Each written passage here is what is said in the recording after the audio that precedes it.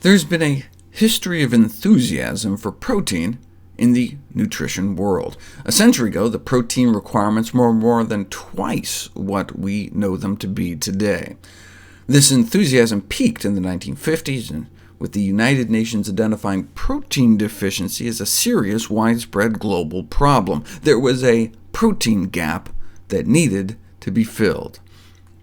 This was certainly convenient for the U.S. dairy industry, who could dump their post-war surplus of dried milk onto the Third World, rather than having to just bury it.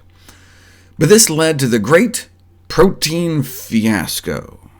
There was a disease of malnutrition called kwashiorkor that was assumed to be caused by protein deficiency, famously discovered by Dr. Cicely Williams, who spent the latter half of her life debunking the very condition that she first described.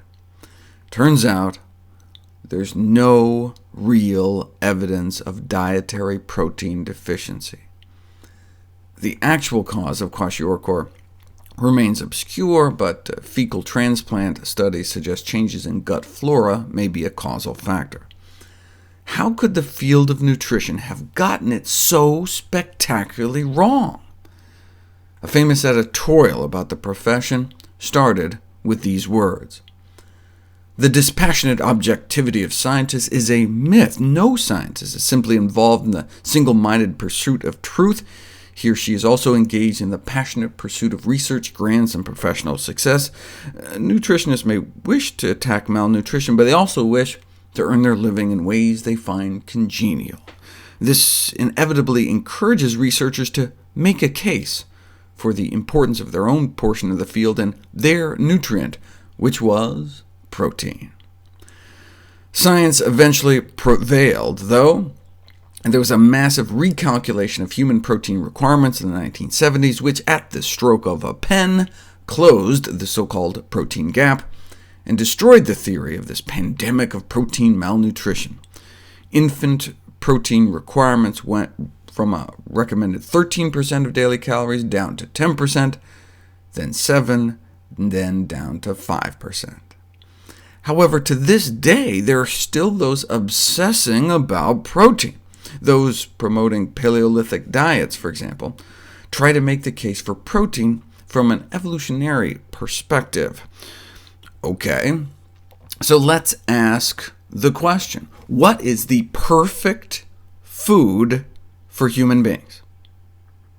The food that was fine-tuned just for us over millions of years to have the perfect amount of protein?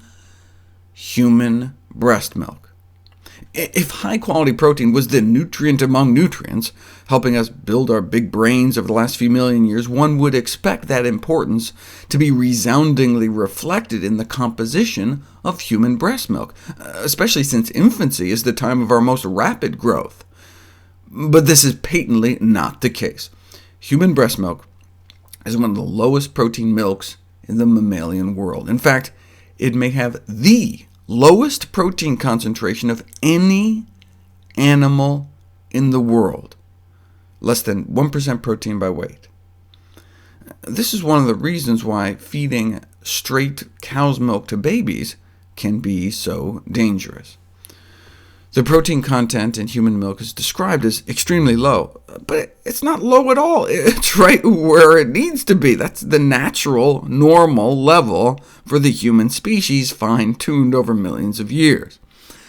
Adults require no more than 0.8 or 0.9 grams of protein per healthy kilogram of body weight per day.